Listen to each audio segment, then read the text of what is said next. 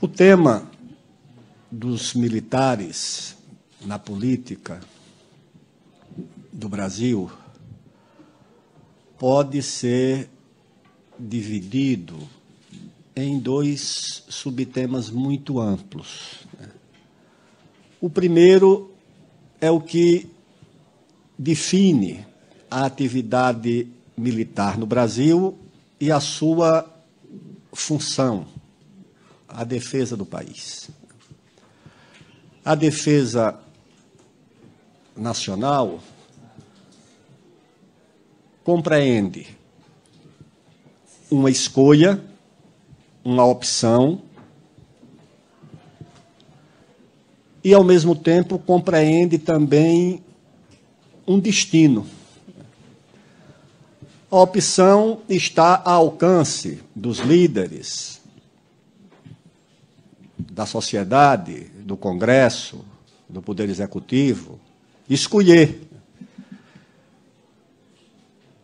O destino é ditado pela geografia, pelas condições indisponíveis com as quais a política de defesa tem que se deparar.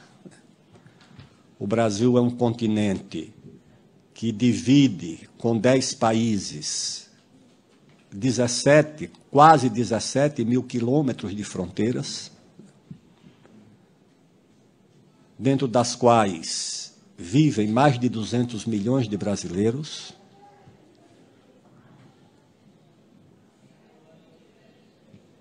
A oitava, sétima, nona, mas uma das 10 maiores economias do mundo.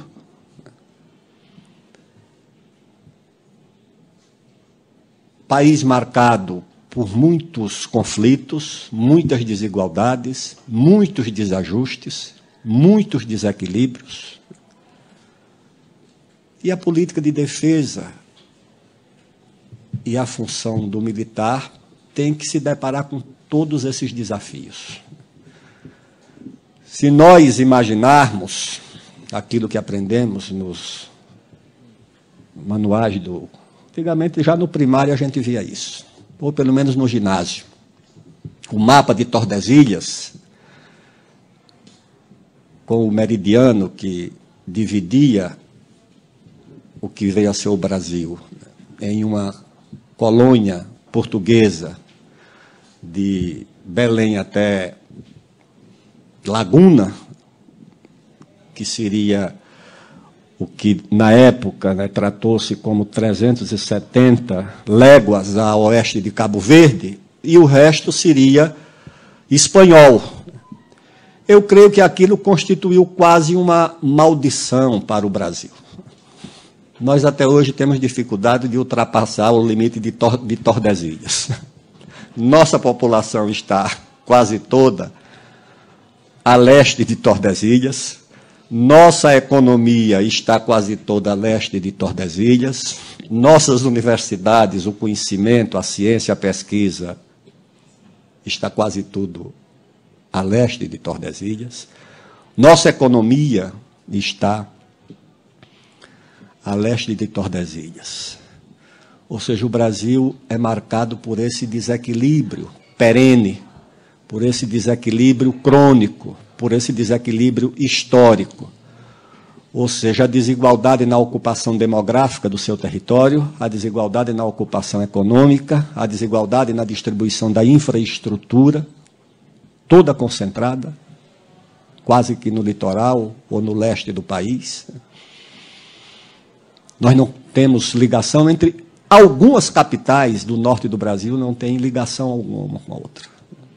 Você não consegue de ferrovia, nem de rodovia, de Macapá a Belém, de Belém a Boa Vista, de Boa Vista a Macapá, nem de Boa Vista, nem de Belém, de Porto Velho a Manaus você consegue mais. As rodovias, as estradas estão completamente comprometidas.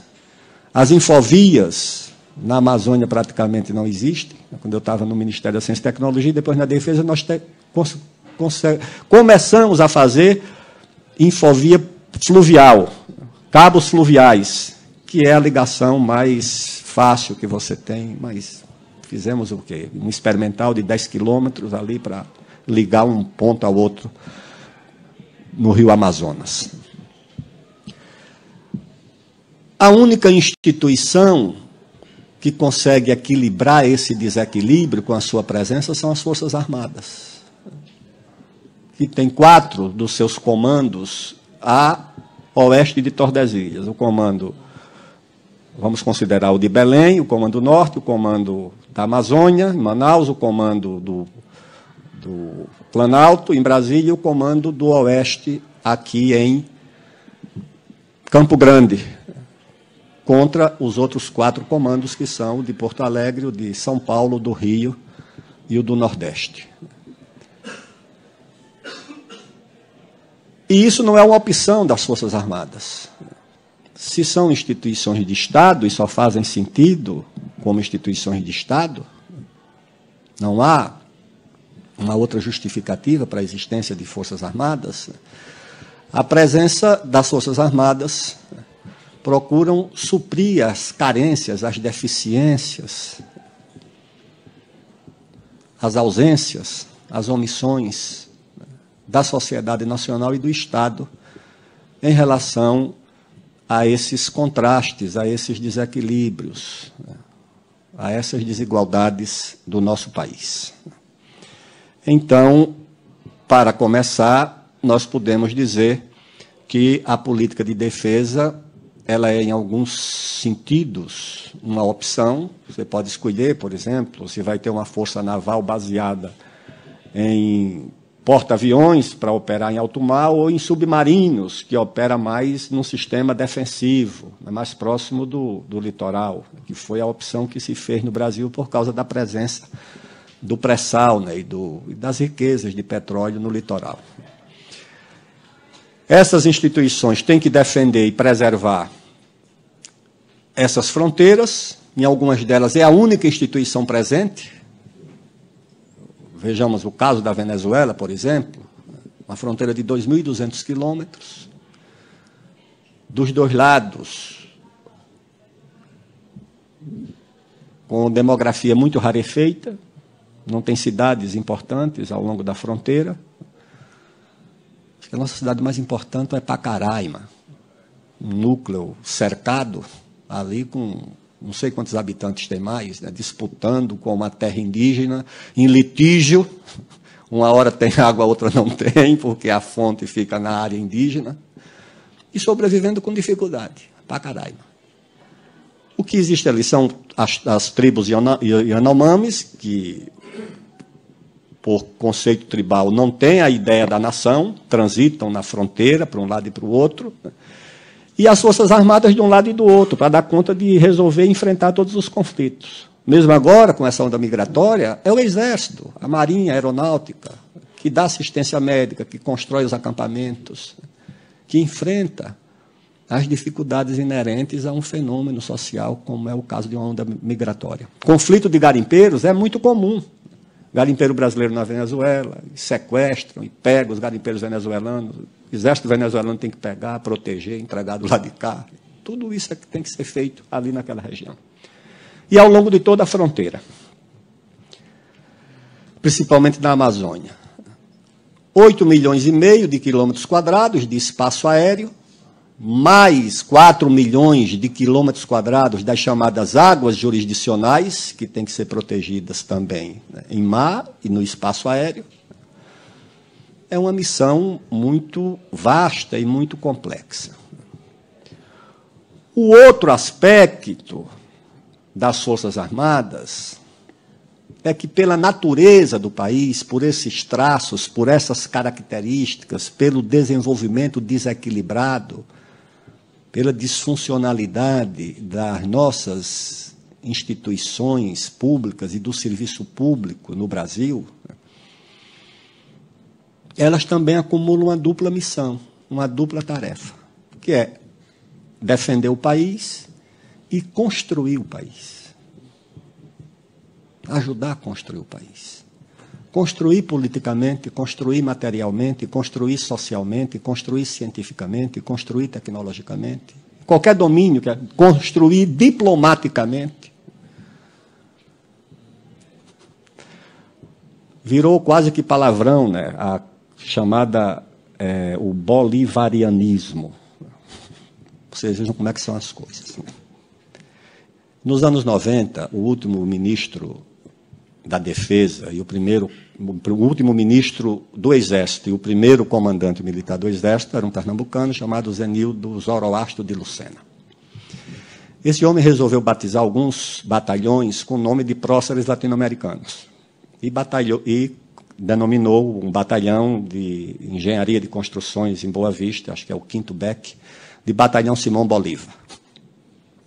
Então, não é em uma universidade, não é na sede de algum partido de esquerda. Acho que o único lugar do Brasil onde tem uma estátua do Simão Bolívar é dentro do batalhão do Exército, lá em Boa Vista. Está lá a estátua do Simão Bolívar, do lado uma bandeira da Venezuela e do outro lado uma bandeira do Brasil.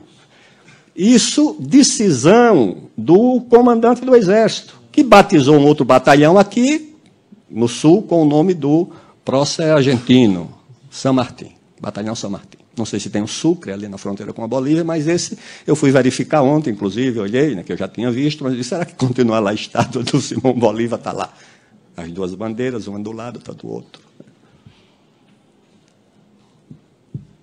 Ou seja, é a construção diplomática também. No auge dessa confusão com a Venezuela, o ministro da Defesa, o general Silva Luna, o ministro da Defesa do governo do presidente Temer, atravessou a fronteira e foi encontrar o ministro da Defesa da Venezuela, dentro da Venezuela, para acertar a convivência entre os dois países, as duas instituições, numa região cheia de dificuldades, até que o atual chanceler resolveu acrescentar numa das cláusulas do Encontro de Lima a proibição de qualquer tipo de cooperação militar entre o Brasil e a Venezuela, sem que o ministro da Defesa fosse avisado.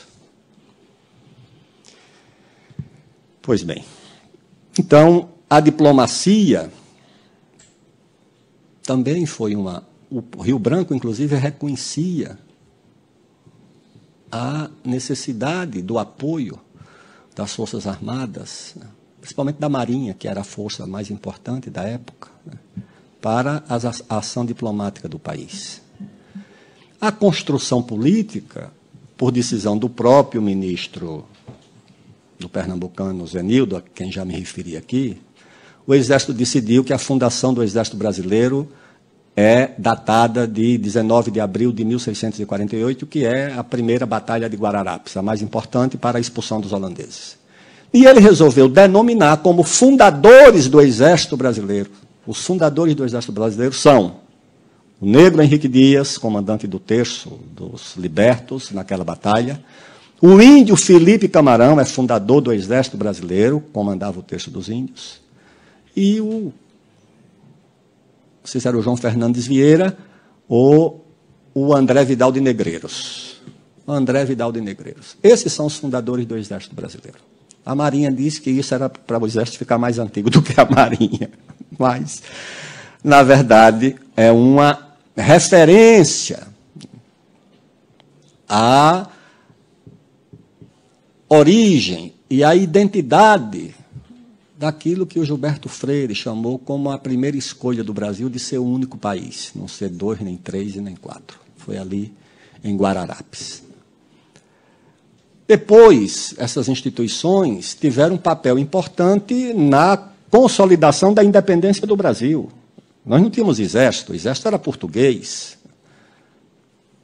O exército foi improvisado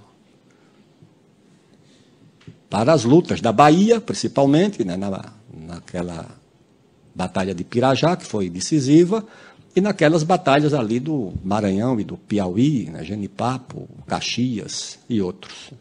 O Caxias, muito jovem, estreou ali como militar, como combatente, lá na Bahia, muito novo. E o Tamandaré também, acho que com 14 anos se inscreveu como voluntário ali na Armada, e já participou de missões com 14 anos. São os dois patronos, né, das duas forças mais antigas, o do Exército, o Caxias, e o e o Tamandaré, que participaram da luta pela independência.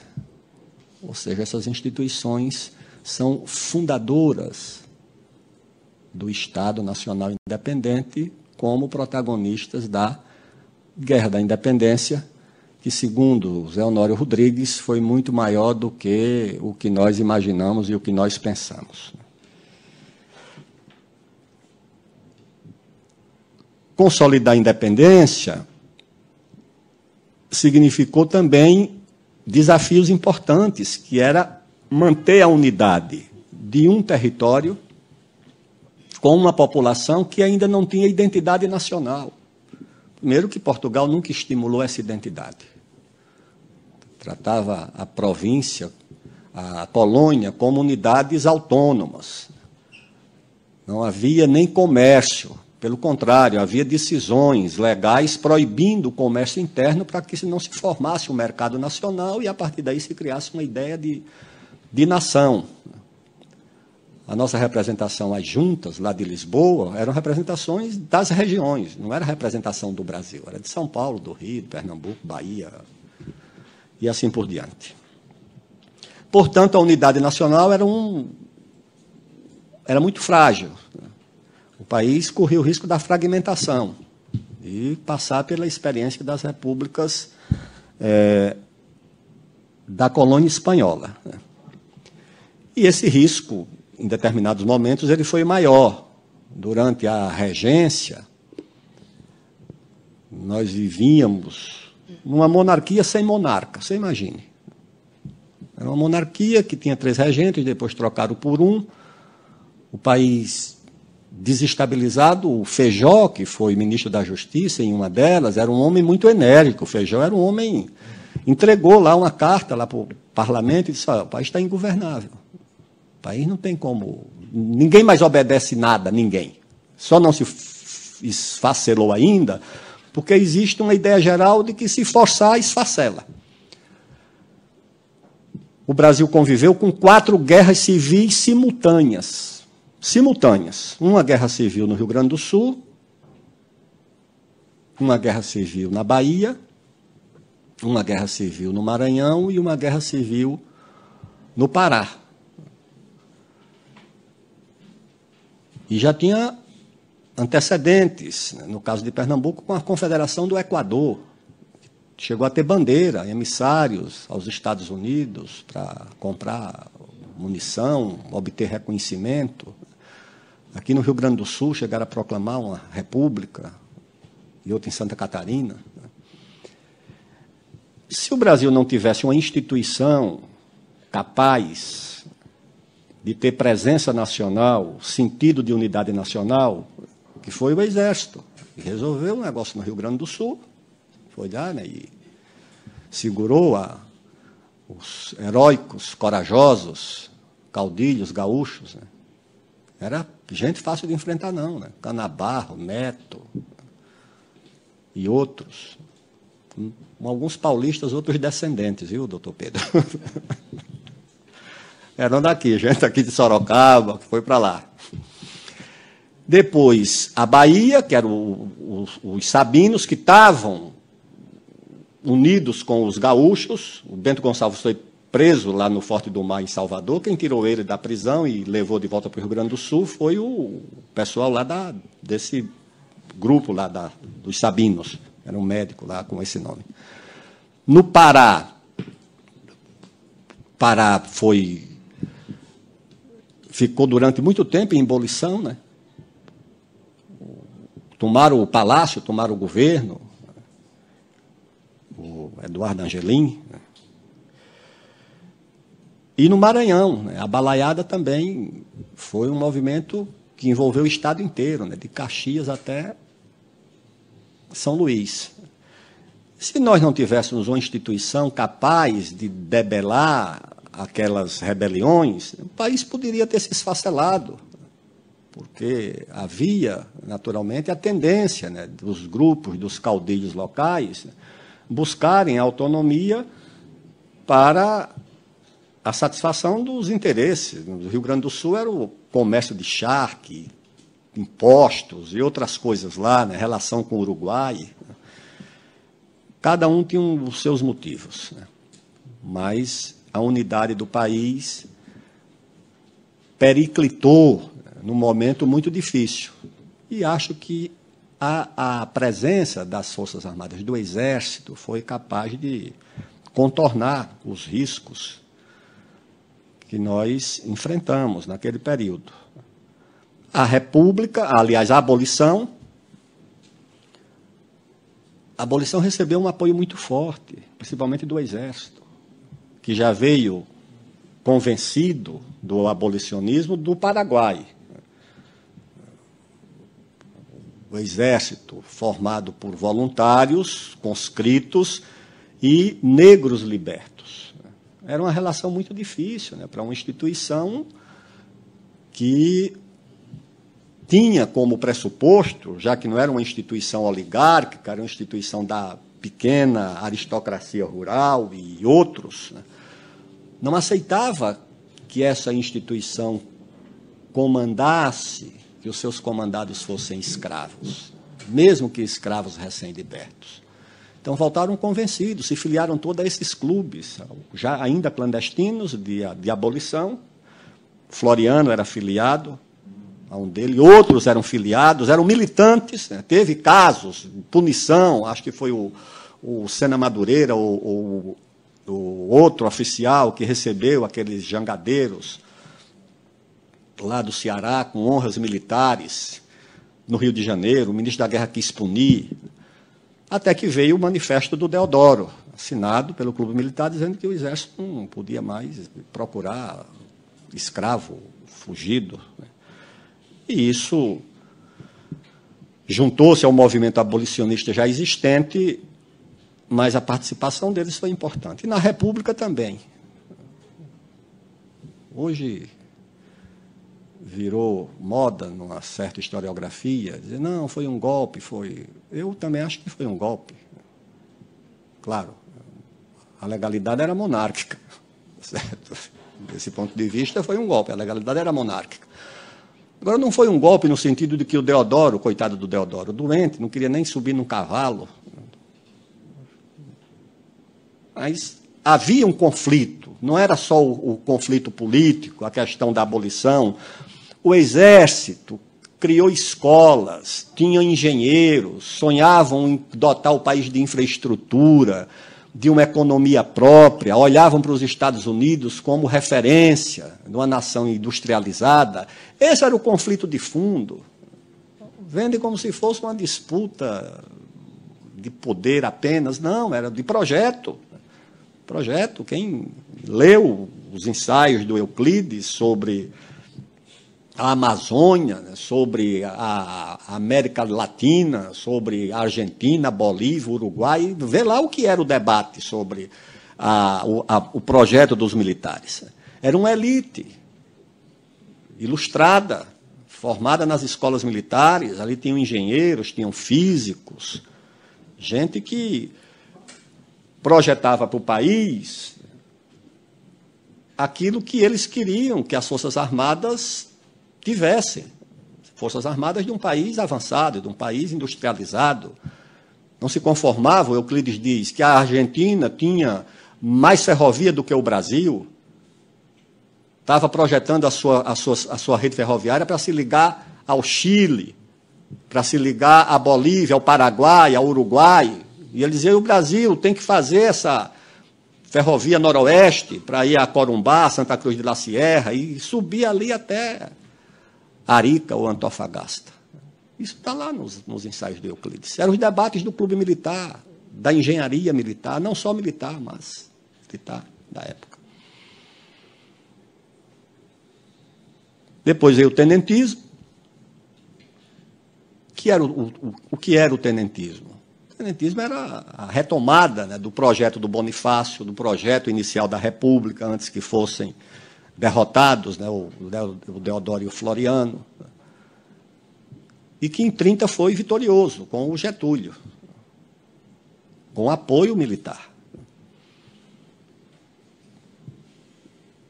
A presença deles nessa construção política foi muito importante.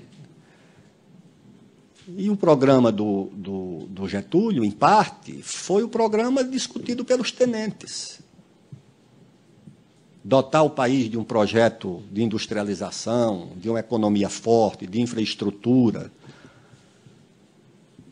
de uma tecnocracia capaz de responder pelos desafios do Estado. Tudo isso era discutido pelos tenentes e depois pela cúpula que governou com o Getúlio até quando ele foi deposto em 45. Claro que isso tudo acontecia, não havia um partido militar com uma ideologia fechada, com um programa, não, era em meio a conflitos, havia muitas diferenças entre eles, muitas divergências. Depois elas se acentuaram, introduziram nas divergências o conflito externo da Guerra Fria. Mas o que eu quero destacar é que a presença dos militares na política e na construção política do país foi algo incontornável, para o bem e para o mal. É isso que aconteceu. A construção material também, não só com a infraestrutura, mas também a ciência e a tecnologia. O fundador do CNPq foi um almirante, o almirante Álvaro Alberto, fundou o CNPq. Depois foi perseguido, foi alvo de CPI, investigaram, porque tinha um projeto ambicioso na área nuclear para o Brasil. O programa nuclear brasileiro é um programa dos militares, a Marinha que mantém, que sustenta vitoriosamente. O Brasil domina todo o ciclo do urânio, o Brasil domina tudo. Além de ter urânio, tá certo? O Brasil enriquece o urânio e emprega na saúde, né, na medicina, na energia elétrica, está fazendo esse submarino, né, que é um enriquecimento maior do que o para a eletricidade. A Marinha fez o programa nuclear, a Aeronáutica fez o programa espacial. O Exército é o único centro que pesquisa com mais consistência a defesa cibernética no Brasil. É o Exército. Além do que, os dois computadores, antes da lei da informática, do governo Collor, quando liquidamos a nossa política de informática, o Brasil estava ali no segundo grau, no segundo degrau.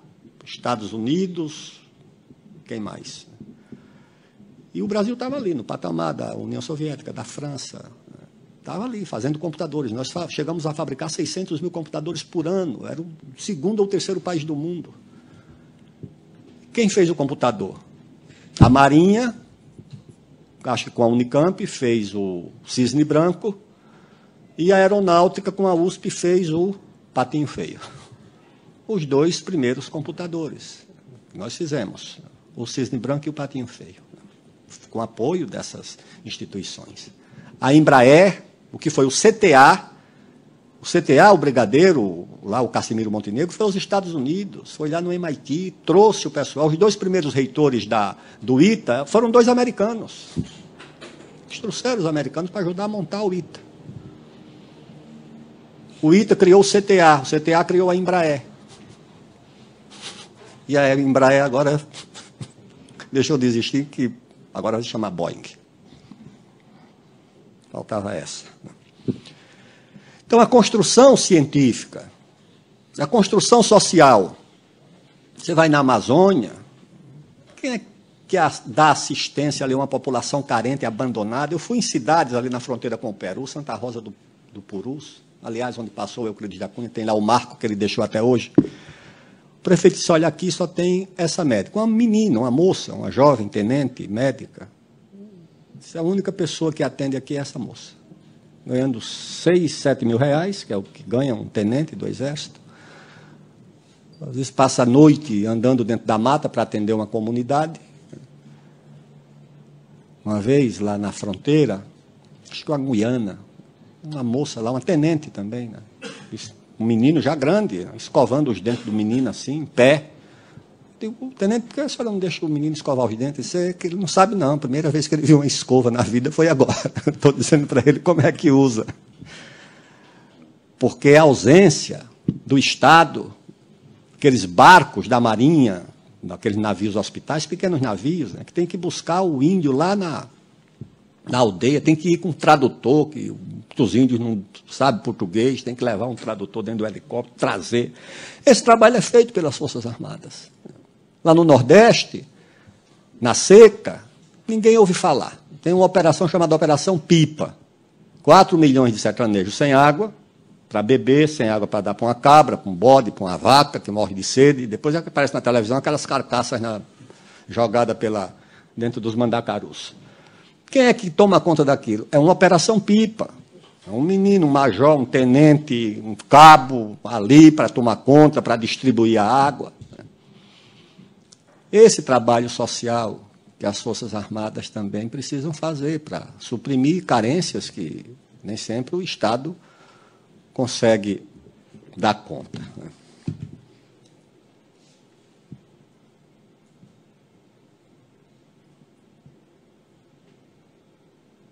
A construção material também. Eu fui lá também na região do Nordeste, batalhão de engenharia de Picos e de Caicó, fazendo aquele ramal leste da transposição das águas. Coisa tão bem feita, tão criteriosa. Vai um pelotão na frente fazendo a terraplenagem, cobrindo, fazendo a obra de engenharia, e o outro vai atrás medindo, com outro pelotão, com outro tenente. Se ele encontrar qualquer problema, qualquer defeito, ele diz, ó, refaça. É uma coisa criteriosa. Nos Estados Unidos é assim, toda obra de infraestrutura é uma obra de defesa. Então, tem um tenente engenheiro fiscalizando ali. Porque, se for uma ponte, você tem uma unidade blindada. Se a sua ponte não suportar o peso de um tanque, então é melhor você entregar o tanque para virar uma atração turística. Né? Se ele não pudesse deslocar, passar por uma ponte, para que serve a ponte? Então, se o leito carroçável não suportar o peso de um equipamento militar, nos Estados Unidos está vedado. Então, aqui, pelo menos também acho que deveria ser assim. Mas eles fazem essas estradas, fazem coisas muito bem feitas, esses batalhões de engenharia. Bem.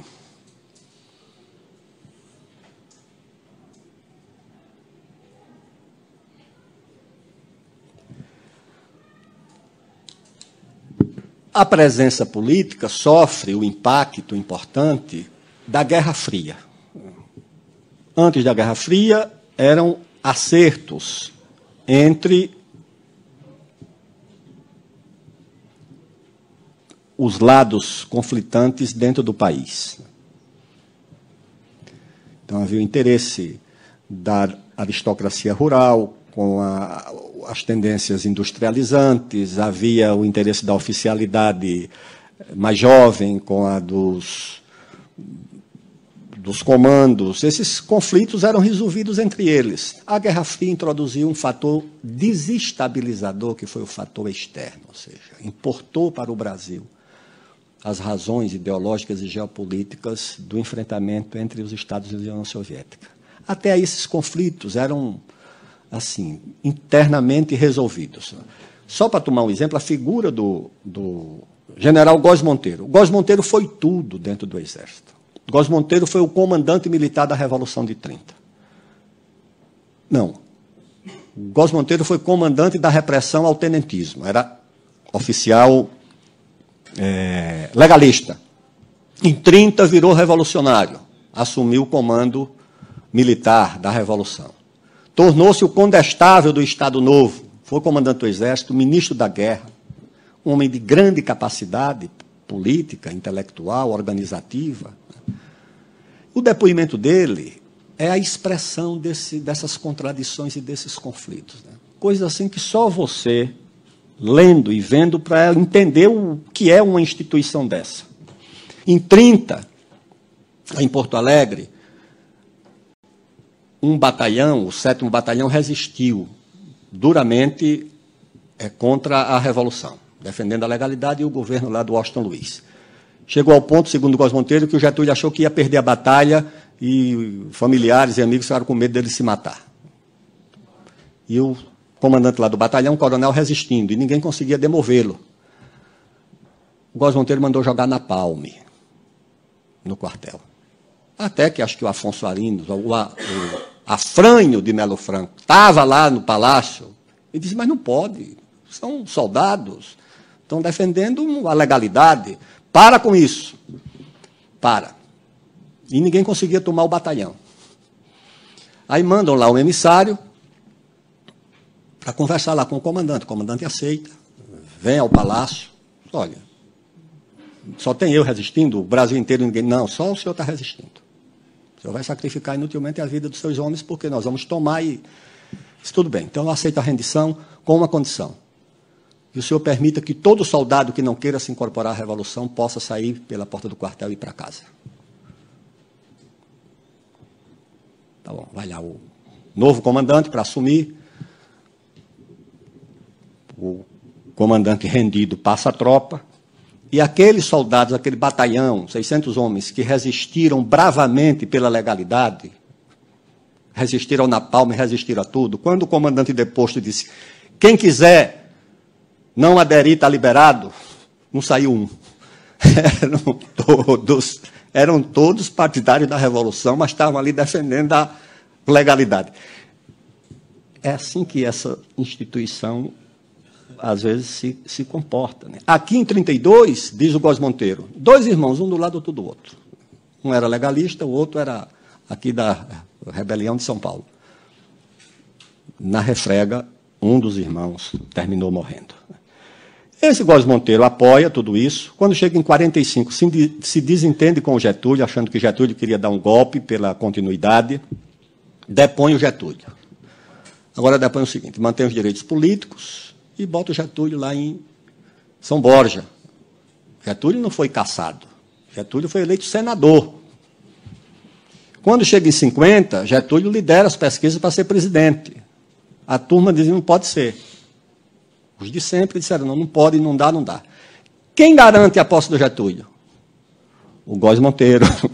Não pode mexer com esse negócio aí, não. Tem que ter posse, tem que ter a garantia dos direitos, da coisa do Getúlio. Já estava muito doente. Em 54, Getúlio foi deposto pelos militares, aí já divididos, já tinha uma ala nacionalista e uma ala pró-americana, já era uma coisa assim muito radicalizada. Mas, mesmo assim, logo em seguida, quando tentaram impedir a posse do Juscelino, quem tomou a frente? O Lott. Com alguns que, 10 anos depois, ou 9 anos depois, terminaram fazendo o golpe em 64. Veio o Geisel, que rompeu o acordo militar com os Estados Unidos, reconhece o governo de Angola. Não sei se foi ele que reatou com a China também. Foi? Durante o período Geisel, não sei. E termina sendo fragilizado, né, pelo governo dos Estados Unidos, por conta desse acordo, o rompimento do acordo militar, né, acho que o programa nuclear e outras razões, né, que levaram a que o governo fosse enfraquecido. E começar a campanha, né, a anistia constituinte, redemocratização, até que, em 84, os militares foram afastados, né, numa ampla aliança que envolveu a esquerda, setores liberais e outros, que deu início à fase, né, de redemocratização do país. Eu faço a observação que a questão nacional esteve sempre presente nesses momentos, nesses dilemas, nessas escolhas. E que hoje os militares se depõem numa encruzilhada diante de um governo que chegou a ganhar a eleição numa agenda de divisão do país, que permanece com essa agenda, que atrai os militares para uma participação importante no governo, embora sejam os da reserva, mas não deixa de ser, né, uma participação importante, né,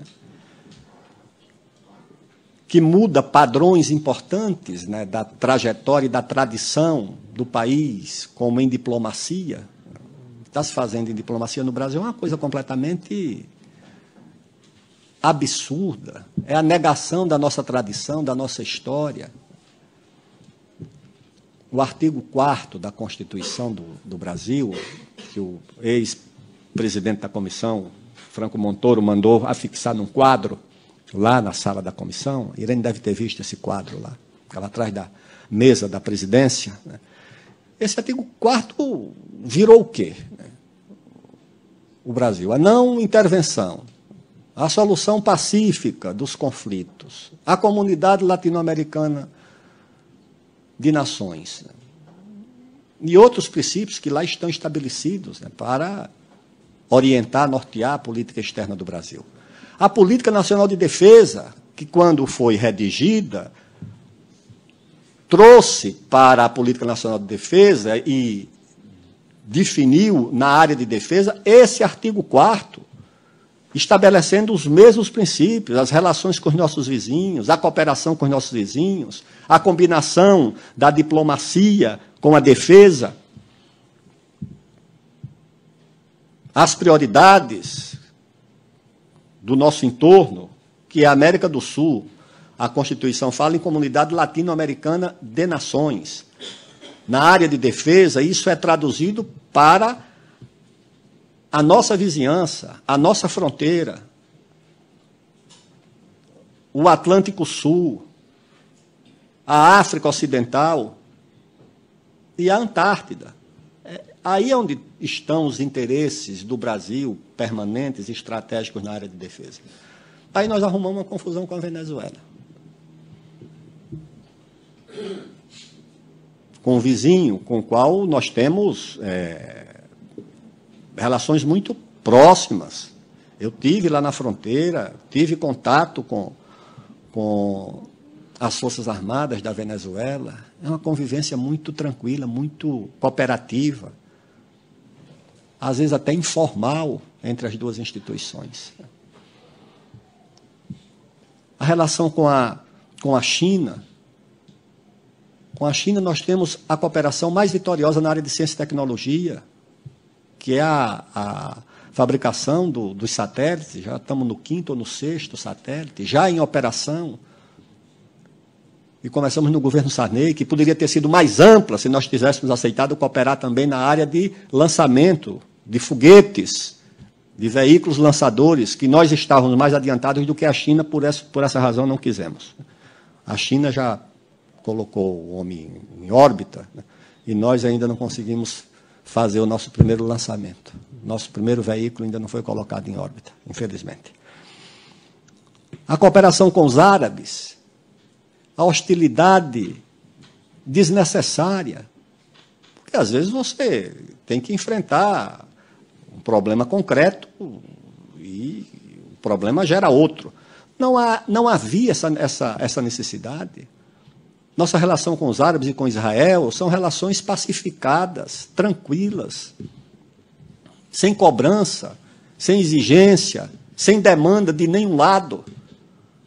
Pode fazer uma reunião com o embaixador de Israel e uma reunião com os embaixadores árabes, que vão ser reuniões tranquilas, pacíficas, com demandas naturais de relações normalizadas. Agora arrumou-se uma confusão com os árabes. Uma relação antiga, de bem-querer. Esses árabes chegaram por aqui ainda com os portugueses, né, via a Península Ibérica, foram chegando por aqui com seus costumes, com as suas...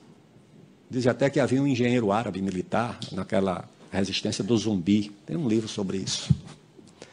Depois o Dom Pedro foi numa grande delegação, acho que ficou um mês ali entre a Síria e o Líbano. Foi a cavalo de Beirute para Damasco. Levou um navio, um ministro, acho que a esposa também foi. Foi muita gente por lá. Os árabes chegaram aqui. O Jânio, que governou o Brasil por 6 meses, encontrou tempo de ir no Cairo, encontrar o Nasser, e ainda trazer um grupo de professores para formar o curso de árabe aqui na USP. 6 meses, o Jânio foi lá e ainda trouxe os professores para criar esse curso aqui.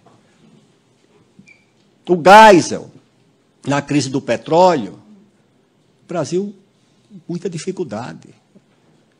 Não tinha crédito, não tinha recurso, não tinha dólar. Os árabes nos deram petróleo a troco de carro, de Passat, de frango, de sei lá do que mais. O Geisel nomeou um general da ativa, o general Samuel Alves Correia, para ser embaixador do Brasil em Bagdá. E nos outros países também nós conseguimos o petróleo. O Lula esteve lá, fez lá uma viagem, o Brasil ampliou o comércio com os árabes. A presença é muito natural e não é apenas a compra de commodities. Os árabes governam muitos fundos importantes de investimento, nós sabemos disso. O problema não é com o dono do fundo, o problema é com a comunidade local. Se ela acha que o país tem uma posição hostil, antipática, não sei o quê, vão cobrar lá dos seus dirigentes, dos seus governantes. Né? Uma coisa muito inconsequente, né? Em nome de quê? Que a China parece que ameaça a civilização ocidental.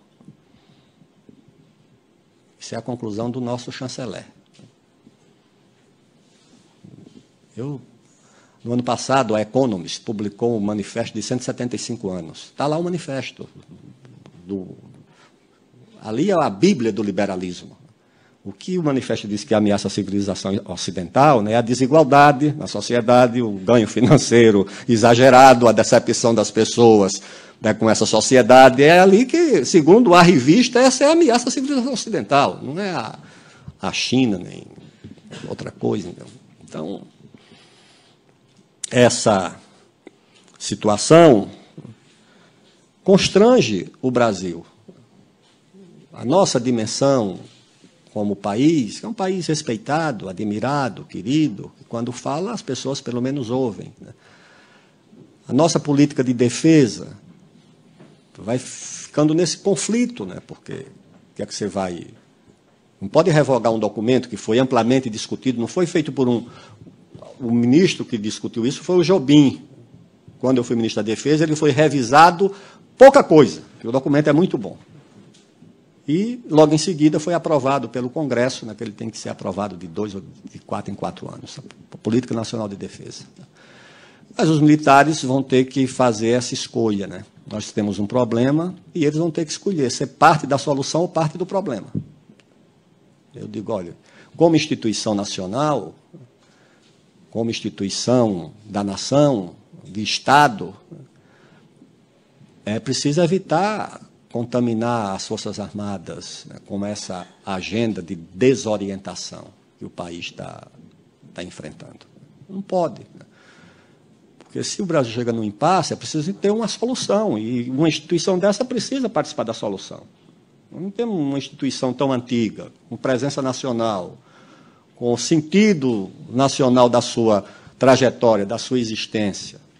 Você tem algumas, tem o Itamaraty, mas que não tem a capilaridade, não tem a presença física, não é uma instituição que se fixou ao solo do país. Né? Ela tem uma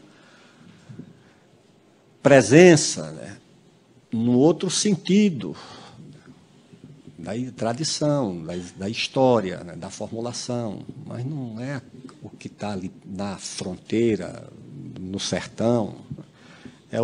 São as Forças Armadas. Então, é preciso preservar, né, para que não sejam envolvidas naquilo que o próprio Góes Monteiro chamou de espírito miliciano ou gendármico. Espírito gendármico. Se você tomar parte no conflito e ser parte dele. Ou seja, daqui a pouco você não consegue ser parte da solução. Tá certo? Então, esse é o desafio com o qual as Forças Armadas se deparam, né? Entraram no governo, estão aí, não podem concordar com tudo, porque ninguém em sã consciência pode concordar com essa agenda, né? Mas, ao mesmo tempo, já estão lá. Entendeu? Precisam examinar como proteger a memória, a história, a credibilidade, o respeito e a sua função, né, política, social e civilizatória no Brasil. É isso, professora. Muito obrigado.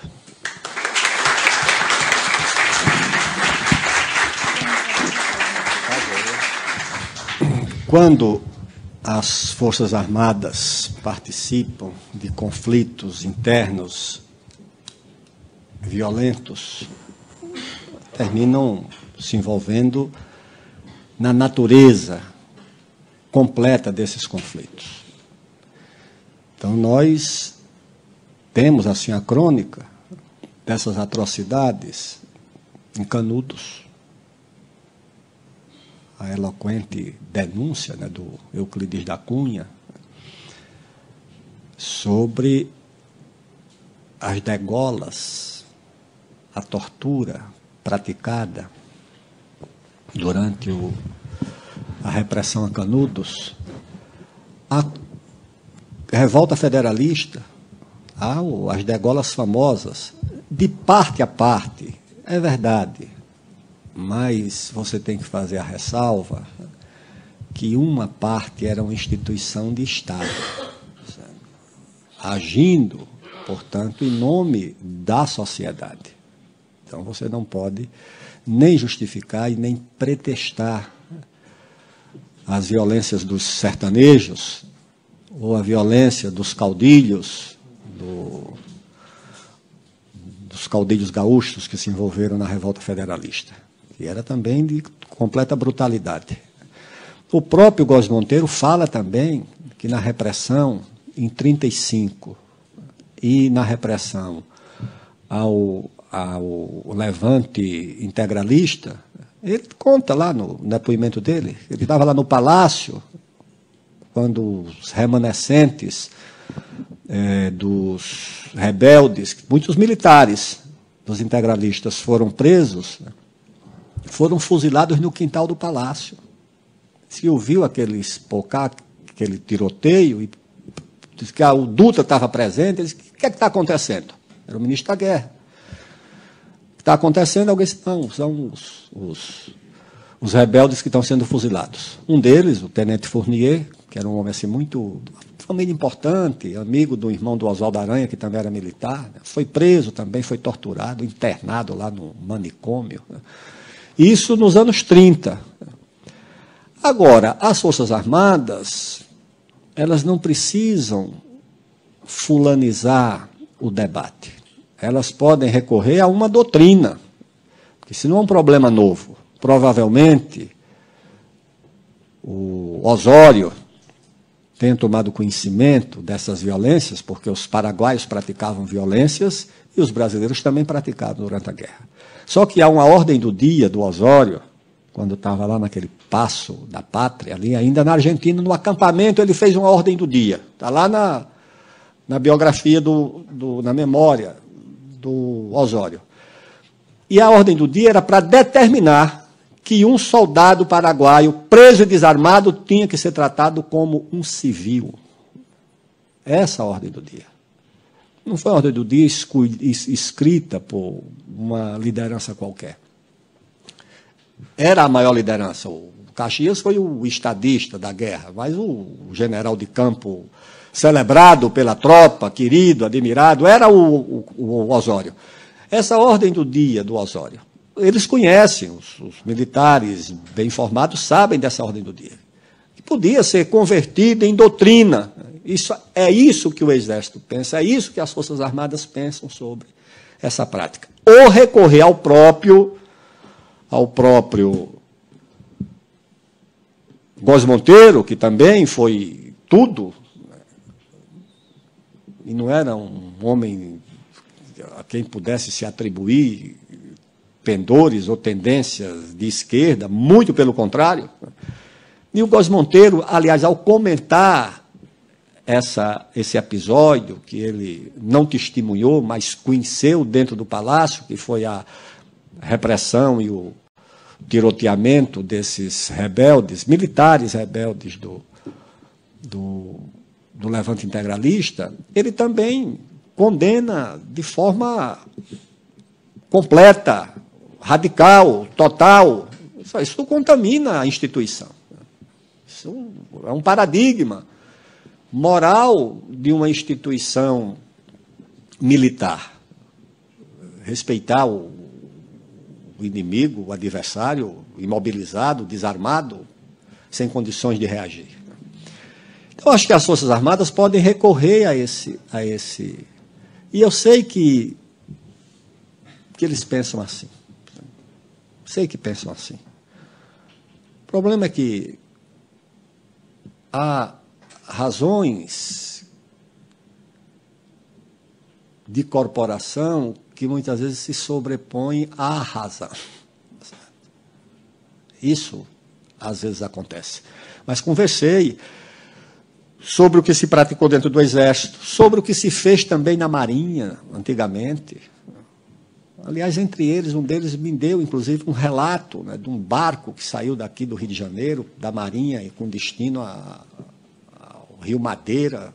E aconteceu coisas terríveis, né, que eles repudiam, condenam. Né, mas acho que não precisa se referir ao episódio tal ou ao fulano de tal.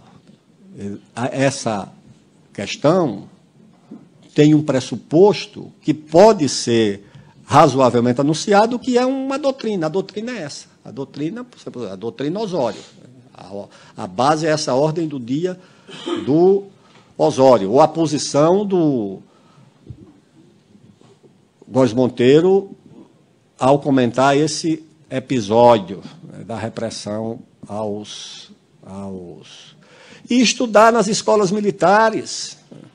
Estudem Canudos. Canudos devia ser livro obrigatório nas academias militares, nas escolas de formação. Devia ser, porque é um livro de um militar íntegro, de respeito às Forças Armadas, mas de condenação daquilo que já foi denominado como o maior equívoco nacional, o grande equívoco nacional, que foi aquela repressão a Canudos, né, que de forma tão generosa e tão bonita o Euclides da Cunha traduziu, escreveu.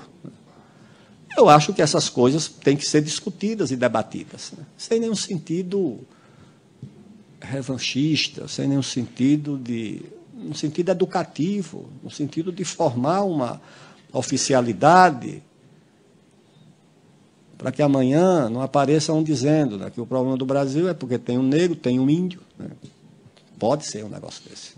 Não pode passar por várias escolas, por vários estágios e não ter, pelo menos, lido uma resenha crítica do Gilberto Freire, né, para saber que esse negócio aqui no Brasil não foi problema. Tá certo? A mestiçagem não foi Isso foi sepultado no século XIX. A questão indígena é muito complexa no Brasil, muito difícil. Por quê? Porque se nós considerarmos os três grandes troncos, os três grandes afluentes que formaram o cerne da nossa nacionalidade, o primeiro, o que mais, na minha opinião, deitou mais raízes foi o índio. Esse aqui. São as nossas avós remotas. Eu estava com uns amigos lá em Viçosa, na minha cidade, é uma ocupação antiga, do século XVII. E aí nós chegamos à conclusão que todos nós que estávamos ali reunidos éramos descendentes da mesma Índia. Todos nós. Umas 15, 20 famílias diferentes, mas todos nós éramos descendentes da mesma Índia. mulher do primeiro português que chegou lá, casou, e dessa Índia todos nós descendemos. Ou seja, são as nossas avós remotas. E desses 3 troncos, foi o que mais foi prejudicado na construção nacional, que menos foi abraçado, que está lá numa situação de penúria. Eu fui há uns 3 anos acampar lá com os Chavantes, fiquei lá com minha família, com o cacique lá, que é meu amigo. Pelo amor de Deus, minha gente, Nossa Senhora, por favor, difícil. E aí, naturalmente, essa fragilidade, essa ausência do Estado, essa omissão, até quando eu estava no Ministério da Defesa, eu queria fazer um programa de criar esses núcleos de preparação de oficiais em áreas indígenas. Você vai naqueles pelotões de fronteira, você tem 90% de tropa índia, né? O índio, o soldado é o índio, mas você tem o tenente, o menino que foi do Rio de Janeiro, de São Paulo, do Rio Grande do Sul, do Nordeste. E o pessoal precisa ter sargento, oficial índio aqui nessa instituição. Precisam promover. Como é que faz? Não achar que eles vão entrar não sei aonde para chegar na academia militar. Não, tem que ter um caminho para valorizar a presença deles na fronteira, que é 90% da tropa é de índio. Tem pelotões que você vê 4, 5 idiomas indígenas ali, principalmente na cabeça do cachorro, naquela região mais em cima. Qual é a questão? A questão é que essa fragilidade, na minha opinião, ela é aproveitada, né? É manipulada, e não é também uma coisa nova. Não é uma coisa nova. Durante a Segunda Guerra, os alemães fizeram uma grande campanha nos Estados Unidos, aproveitando essas mesmas dificuldades que o Brasil tem hoje. Os americanos abandonaram os índios, que os índios eram discriminados, eram perseguidos, era preconceito, era isso, era aquilo. Foi muito campanha pesada. Por quê? Porque era criar uma certa cisão, uma certa desconfiança.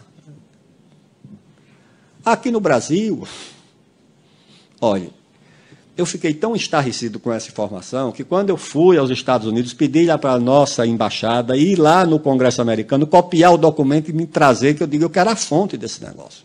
Um livro lá sobre a história do Rockefeller, chamado Seja Feita a Vossa Vontade, que é de um jornalista americano.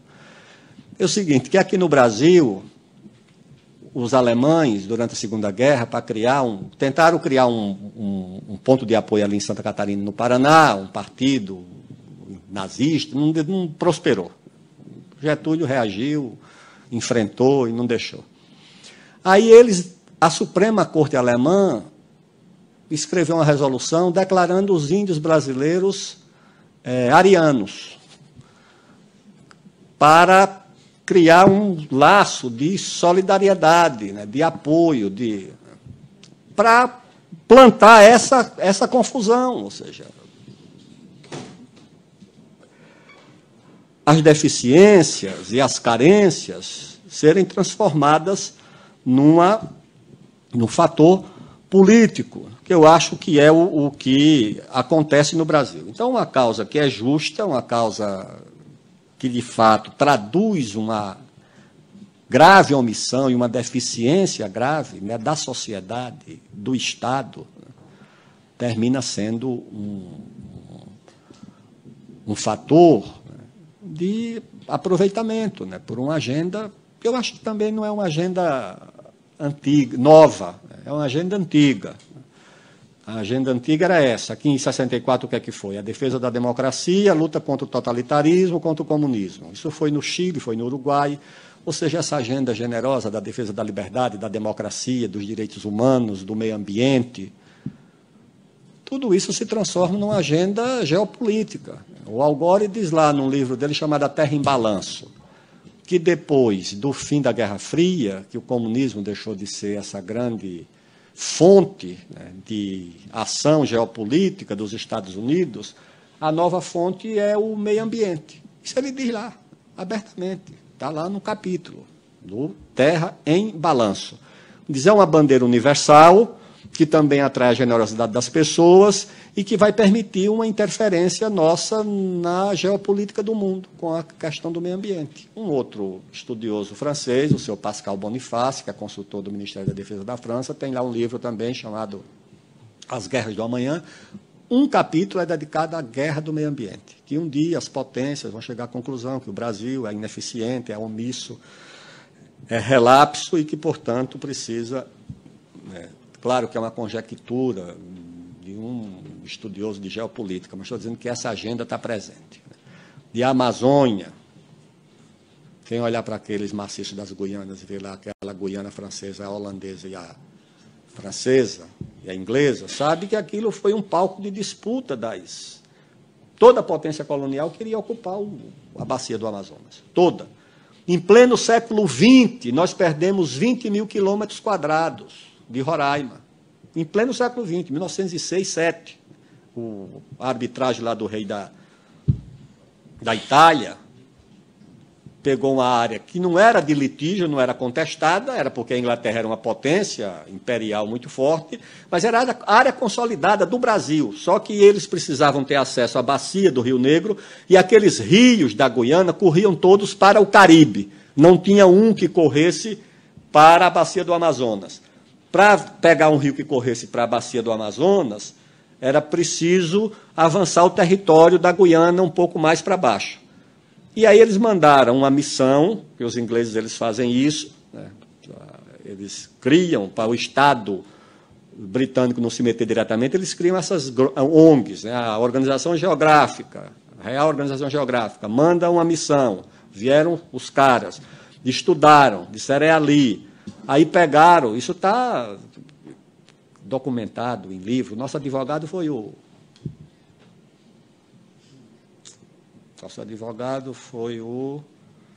Joaquim Nabuco, coitado. Entrou em depressão, nem quis voltar mais para o Brasil depois que perdeu, achava que ia ganhar. Nós perdemos isso, levaram os índios pediram proteção à coroa britânica. Uma missão religiosa levou os índios, disseram que os índios estavam ameaçados, leva para Georgetown e lá eles pedem proteção. A Inglaterra manda uma tropa. O Brasil não tinha meios de enfrentar essa tropa. Aí a Inglaterra disse, não, isso aqui está em litígio, depois a gente discute. Nunca discutia. Quando foi em 1905, 6, sei lá, 3, 4, mandou o rei da Itália, fez lá um laudo de um parágrafo e disse que dá metade para cada um. Acabou. O Brasil aceitou, porque era tradição da nossa diplomacia aceitar essas arbitragens. Nós perdemos 20 mil quilômetros. Depois, na questão do Acre, vê só o que aconteceu na questão do Acre. Está ali. Compra, não compra, vende, não vende. O Rio Branco nem queria confusão com a Bolívia, não queria. Até que o embaixador disse, não, eles estão querendo vender mesmo para os americanos. O Rio Branco disse, então é nosso. O americano manda uma canhoneira, ou seja, um vaso de guerra. Ele sobe o rio Amazonas, para em Manaus, entra no porto com as luzes apagadas, isso em pleno século XX. Com as luzes apagadas, sem permissão. Aí o comandante procura se informar como era que chegava a Rio Branco, que ele queria chegar no Acre. Não, o senhor não chega, isso aqui é muito difícil. O senhor tem que depois pegar o Purus, do Purus pegar o Rio Acre, do Rio Acre não sei por onde, não vai chegar. Só se eu pegar um prático, aqueles navegadores ali. Mas era um navio de guerra. Como é que vai botar um prático para dirigir? O americano pega 2 práticos, bota dentro do navio, faz ele jurar a bandeira dos Estados Unidos, dá a cidadania e entrega o barco e vão para ali afora. E vão em frente, vão em frente. Então, hoje, naturalmente, eu não vejo, né? Ah, não, vai, não é. Mas são outros interesses. Ali nós temos uma riqueza muito grande de cultura, de biodiversidade, de minério, de água. Eu vi alguém falando um dia desse aqui, essa represa aqui, como é o nome dela aqui? Todo mundo todo dia media para ver se chegava no Cantareira, como era abaixo da... Aí um amigo meu disse, olha, Aldo, 2 segundos de vazão do rio Amazonas abastece vocês por um ano em São Paulo. 600, 700 mil metros cúbicos por segundo de água doce. Está ali, entendeu? Eu chegava, às vezes, não entendia direito, porque entrava lá num lugar, estava lá um ministro da Defesa, da Ciência e Tecnologia, olhando o mapa da Amazônia, dizendo o seguinte, e essa água? Como é essa água? é muita água doce, entendeu? Muita água doce, que todo mundo acha que um dia vai ser utilizada não só para lá, para o resto do país. A Angela Merkel, quando esteve aqui, trouxe o ministro da Ciência e Tecnologia. Esse pessoal queria ir para a Amazônia. Até me deram lá para o Ministério uma torre de 350 metros de observação, que vamos lá ver para inaugurar a torre, subimos, olhamos a torre, mas é a Amazônia. Terras raras e a tal da biodiversidade. E ali o que é que nós temos? Nós temos a região mais atrasada, ali não tem infraestrutura, ali não tem infovia, ali não tem assistência médica, ali tem a menor expectativa de vida do país. Ali você tem os índios vivendo, mas numa situação possível. É possível o negócio daqui. Eles vão ali, lá de São Gabriel da Cachoeira, levam 7 dias para chegar numa aldeia. O comandante do exército diz, às vezes encontra aquelas índias na beira da estrada, entendeu? Que não tem carro, vão de canoa. 7 dias para chegar ali, para ter uma vacina, uma assistência médica, entendeu? Essa situação. Os ribeirinhos, por favor, ribeirinhos ali. A ideia de que aquilo é um paraíso, de que ali as pessoas vivem, só no filme do homem lá, como é o nome dele. Só no Avatar. Fora do Avatar, ali dentro da Amazônia, não, situação muito difícil. Muita penúria, muito sofrimento, doenças infecciosas. Você entra numa aldeia, lá no Yanomami, todos os índios esqueléticos, chega uma índia com um cacho de banana nas costas, entendeu? Para viver ali, não tem água, não tem luz, a fuligem dentro da oca, aquela fuligem, 60 foguinhos, entendeu? Aquela fumaça cinza, tuberculose. Mas como é que resolve isso aqui? Chegou uma menina lá, eu digo, olha, por que não traz a água do pelotão de fronteira? Tem um pelotão de fronteira aqui a 400 metros, 500 metros. Ah, não pode trazer porque vai mexer com a cultura deles. Digo, mas a menina índia não quer mais viver desse jeito. Ela quer um adolescente que quer ter contato com outras pessoas. Você vai obrigar a pessoa a viver ali de arco e flecha e vivendo em condições precárias, de caça, que rareia. Pode, não tem condições. Isso eu acho que é uma coisa que o Estado, a sociedade precisam enfrentar e dar conta. Eu vejo quem é que se interessa por isso. As Forças Armadas. Tem ali um contato e uma presença.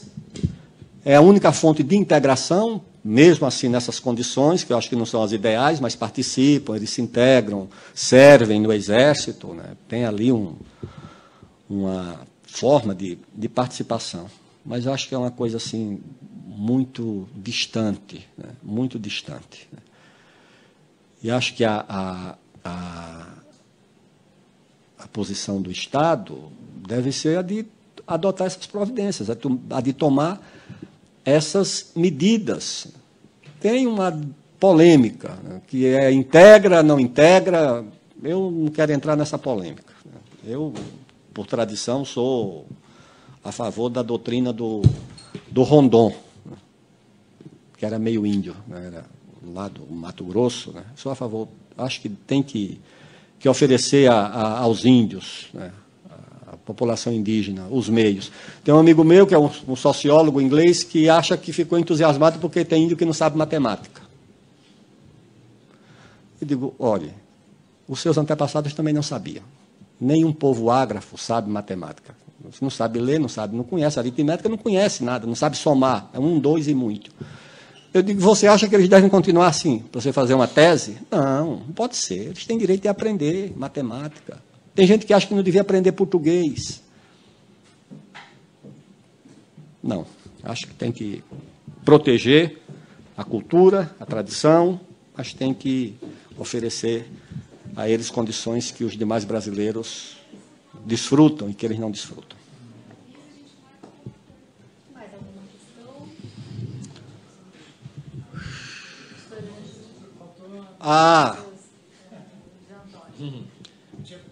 Eu vi, Zé Antônio, eu anotei aqui, deixa eu pegar aqui. O STF. Eu não acho que aquilo que o Vilas Boas fez para ir para o STF. E que tenho certeza que eu nunca perguntei para ninguém. Eu acho que aquilo foi uma questão interna. Essa é a minha impressão. Havia ali uma insegurança, porque já tinha a história do Mourão, que, em pleno comando do Vilas Boas, fez um pronunciamento lá no Rio Grande do Sul, foi removido para Brasília, depois candidatou-se a não sei o quê, aí é presidente do clube militar, não sei se chegou a ser eleito, mas foi candidato. Ou seja, o Mourão já tinha, de certa forma, contestado essa hierarquia, que é uma coisa muito cara. Aí acho que havia um movimento, por causa daquele julgamento. Porque dizer que aquilo foi decisivo é deixar muito barato para o Supremo, sinceramente. Eu não via clima para um pronunciamento daquele interferir de forma nenhuma. Não havia clima nenhum. Não, foi o Twitter que mudou a decisão do Supremo. Eu não via esse Twitter com essa força toda. Eu via o Supremo com essa fraqueza toda, certo? Que não é a primeira vez que acontece, certo? No judiciário. Então, eu não vi essa coisa como decisiva. A segunda questão. O Mourão, eu acho que quando já se manifestava lá no Comando do Sul, eu acho que já estava com a ideia de ser candidato a alguma coisa. Pelo menos ao clube militar. Ele queria estabelecer uma liderança à parte, fora da hierarquia. Acho que essa intenção já havia. Mas, quando ele foi candidato, ele já estava na reserva. Ele já tinha sido, acho que, presidente, candidato do clube militar, ou mais outra coisa, e, embora não fosse a principal opção do Bolsonaro, acho que a opção era 2 ou 3 antes dele, mas terminou sendo ele o candidato, porque o partido não deixou um, o outro não quis, o outro não sei o quê, terminou sendo ele. Mas acho que a participação é mais do pessoal da reserva. Eu não vejo um engajamento da hierarquia da ativa nessa agenda do governo. Eu vejo, quem dá mais entrevista é o Heleno, o próprio Mourão fala, né? Mas o ministro da Defesa e os comandantes militares, eu percebo que tem procurado se resguardar. E há, em alguns casos, uma diferença muito, muito clara. Por exemplo, nessa questão da Venezuela. Não pode dizer que isso tem a concordância dos militares. Claro que são instituições de Estado e, portanto, subordinadas ao governo e ao presidente da República. Eu agora também não vou dizer, então tem que se rebelar. Não, eu não admitia indisciplina e quebra de hierarquia no governo do qual eu participava, porque agora que vou defender para os outros. Isso aí também eu acho que não funciona. Mas eles, dentro dessas limitações, têm procurado resguardar, preservar posições como a relação com a China, que o próprio Mourão tem tido, né, iniciativas, foi agora lá, porque o vice-presidente é o presidente da comissão bilateral.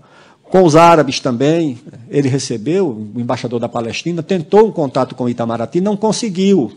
Quem recebeu o embaixador da Palestina foi o Mourão. Recebeu, como vice-presidente da República. Então, eu acho que eles têm procurado, assim, manter uma certa distinção. E devem estar percebendo, né, que precisam evitar que a agenda da divisão do país, porque é um problema você fazer uma campanha dividindo e tentar juntar depois, entendeu? Já fica difícil. Se a tua agenda, se a tua campanha já foi dividindo, você já perde um pouco da autoridade de juntar depois.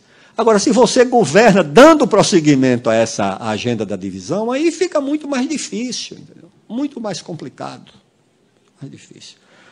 Mas torço para que eles mantenham, né, institucionalmente as suas tarefas, mas não se confundam com com esse lado, né, que pode dificultar, né, a relação deles com toda a sociedade, com toda a população. Vou pegar uma última questão, professor Ângelo. Pode fazer? Sim. Obrigado pela palestra. Eu queria uma visão impressionista mesmo sua, a partir da sua experiência no Ministério da Defesa. Como é que você...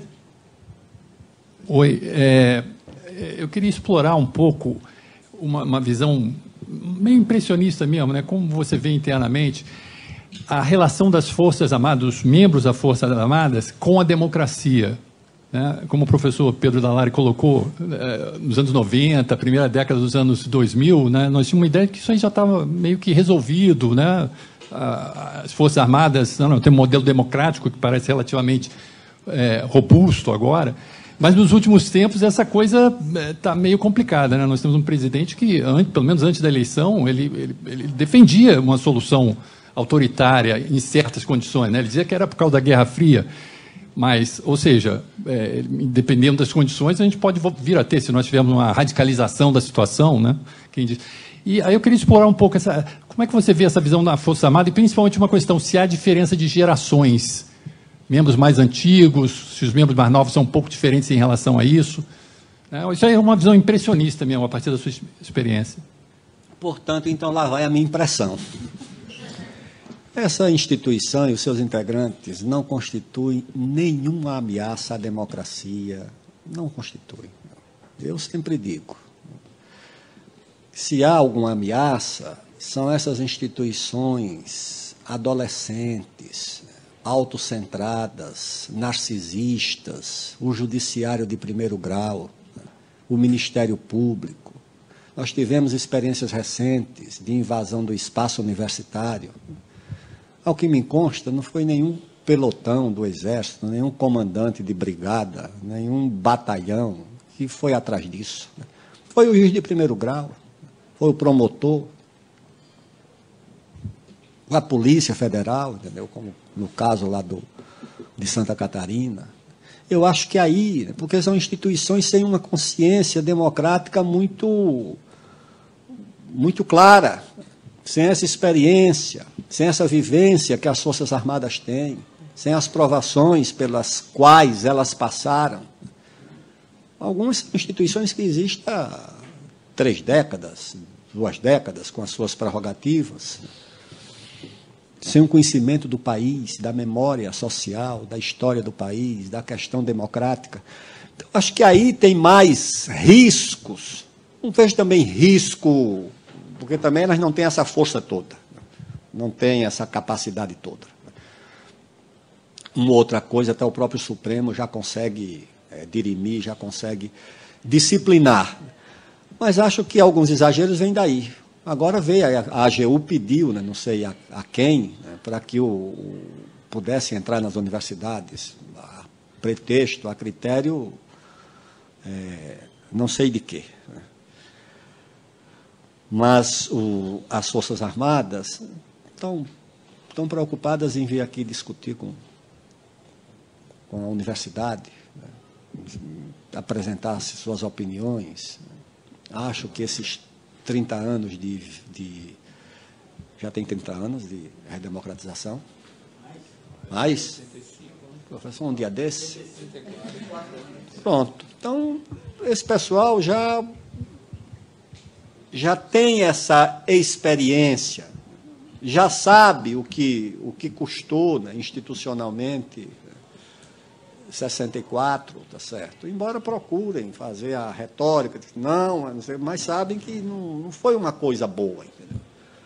Claro que a conjuntura permitiu que houvesse uma retirada satisfatória, porque tinha o Tancredo, tinha uma esquerda responsável, eles estavam no poder, puderam pactuar, e saiu-se bem.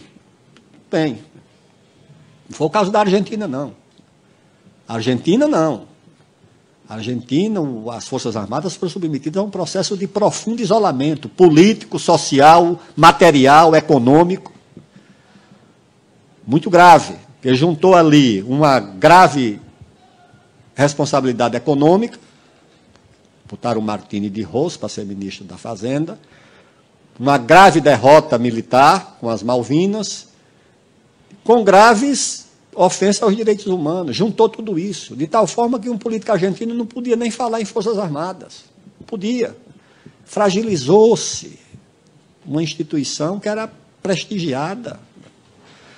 Então, aqui, as nossas Forças Armadas escaparam desse paradigma argentino. Sobreviveram como instituição respeitada, prestigiada. Mas não podem cogitar de passar por uma outra experiência, principalmente quando eles não estão no comando. Eles sabem que não estão no comando.